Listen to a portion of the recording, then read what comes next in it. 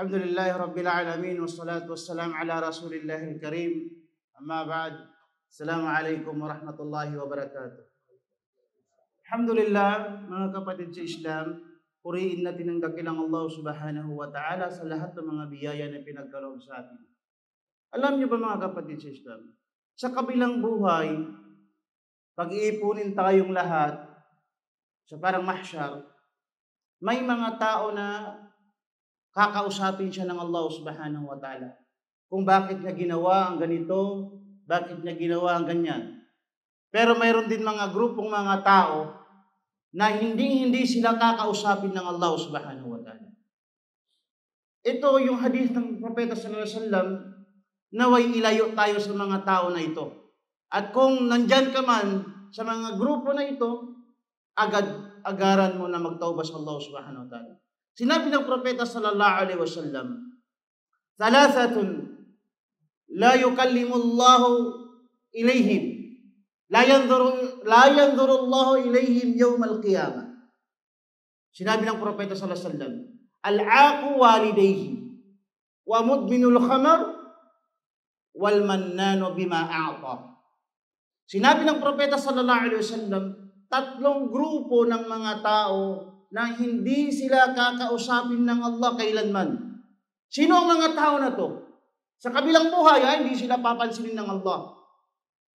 Kasi sa araw na yun, ang araw na dakila, na kung saan ng Allah lamang ang nasusunod.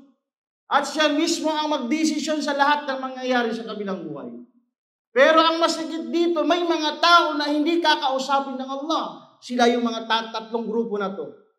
Ang una, al-'aqu walidayhi, yung mga taong palaging sumusuway sa kanilang mga magulang. Lumalaban sa kanilang mga magulang. Inaaway nila ang kanilang mga magulang. Porket nasigawan sila ng kanilang magulang, masama na kaagad ng magulang nila. At sila ay lalaban sa mga magulang. Hindi nila alam, sawtu walidayk ni'matun 'azim. Ang boses ng iyong mga magulang ay napakalaking biyaya. Napakalaking biyaya. Bakit? Tiisin mo, balang araw mawawala din yan. Wala ka nang maririnig na boses ng iyong mga magulang. Magtanong ka sa mga tao wala nang magulang kung gaano kasakit. Kaya pangalagaan natin ang mga magulang natin. Kung gusto mo kausapin ng Allah sa kabilang buhay, wag na wag mong aawayin o susuwayin ng iyong mga magulang. Ang pangalawa, mudminul khamar. Yung mga taong lulong at adik sa pag-inom ng mga alak. Sila yung mga taong hindi kakausapin ng Allah sa kabilang buhay. Iyadam billah. At ang pangatlo, ito yung karamihan sa atin ngayon. Naghapin to sa atin. Hindi lang natin namalayan. Yung wal mannan bima a'ta. Yung mga taong mapagsumbat sa lahat ng bagay na kanyang ibinigay sa mga tao. Sasabihin, laulaan na. Kung hindi lang ako, hindi ka makagraduate. Kung hindi lang ako, hindi ka magkaganyan.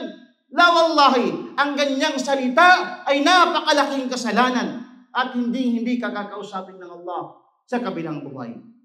Naway makapulot tayo ara sa maikling hadis ng Propeta sallallahu alaihi wasallam. Assalamu alaikum warahmatullahi wabarakatuh.